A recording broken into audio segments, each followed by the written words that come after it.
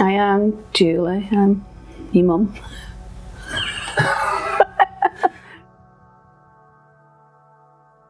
Your dad was called Terence Michael O'Neill. We called him Mike for short. He died 15th of March 1993. He was great, he was funny, really lovely and special. So showing you this one because this was your dad's taxi badge, which I've always kept.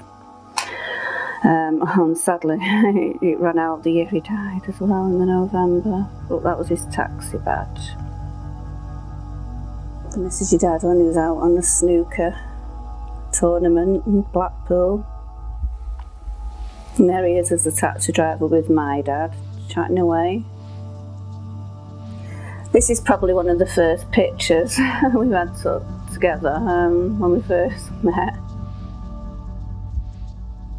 Our first holiday, which is great.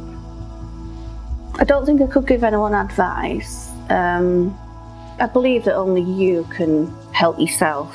It's a real difficult one because people react in different ways. I was lucky that obviously I had all my children around me. You kept me going, and it is sad, and a lot of people can't keep going. But I think, you know, if you have your friends and your family around you, it's really good.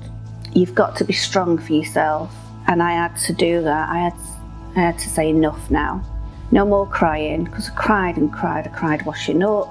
I just walked around the house crying, you know, kept saying I had a headache. But I had to say to myself, enough now, because not only am I suffering and miserable, you were feeling it all years, you know, and it wasn't nice for you to see that.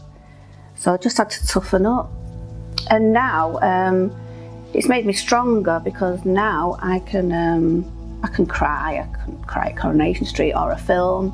But if I'm really sobbing and crying, I can stop. Enough now. So I've learned to control my crying, which is a good thing, really.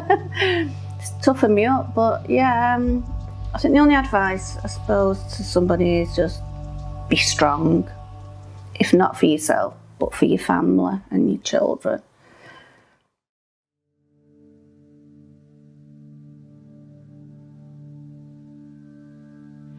Hello, I'm Maureen. I'm your nana. Your granddad was called Thomas Cannon, known as Tommy.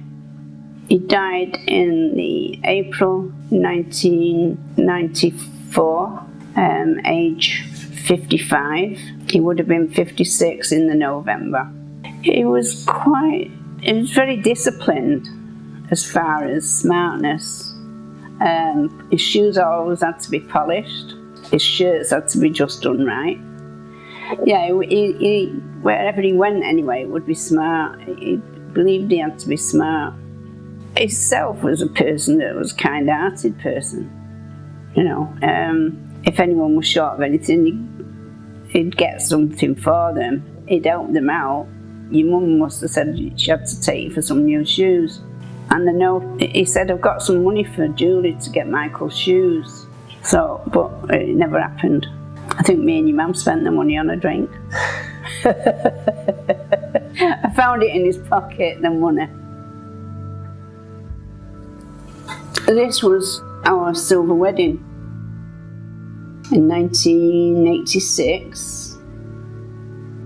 My sister made the cake. It was a book. And that was our silver wedding picture. That was March the 25th, 1961, wedding day. A happy day. Talk.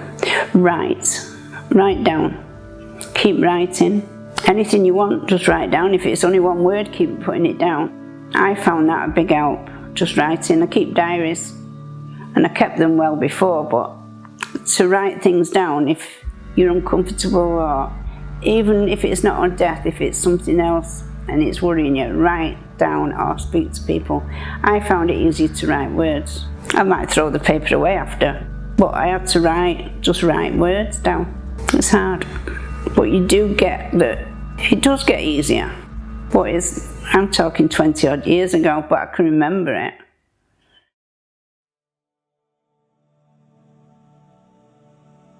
Hi, I'm Sam, I'm your sister.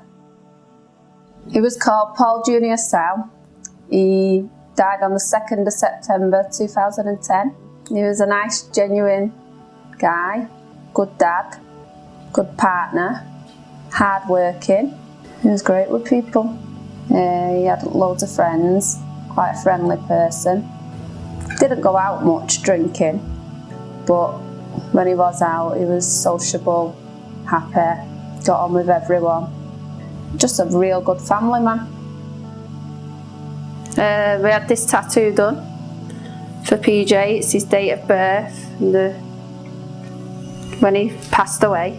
Me and his sister both had the same tattoo done about 2 days after he passed away. Just memories of PJ for me and the kids really to remember. Just like holidays we've been on. Our christening day, we all got christened together. This hat. Always the class clown. New Year's Eve, loved his food. I'd just say keep your family and friends close. Talk about it. Think about your children if you've got children. And be strong for them. Because losing a parent, it doesn't help if they see their other one fall apart. Just stay focused really on them. And if you haven't got children, I don't know what you'd focus on. Definitely talk about it though. Don't keep anything inside, because the more you've spoken about it, the easier it becomes. Because you're like counselling yourselves really that way.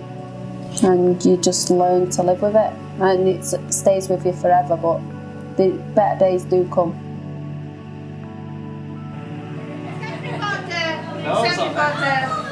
Come on, the big ones in the back. Come on. Big one, get someone in front of me.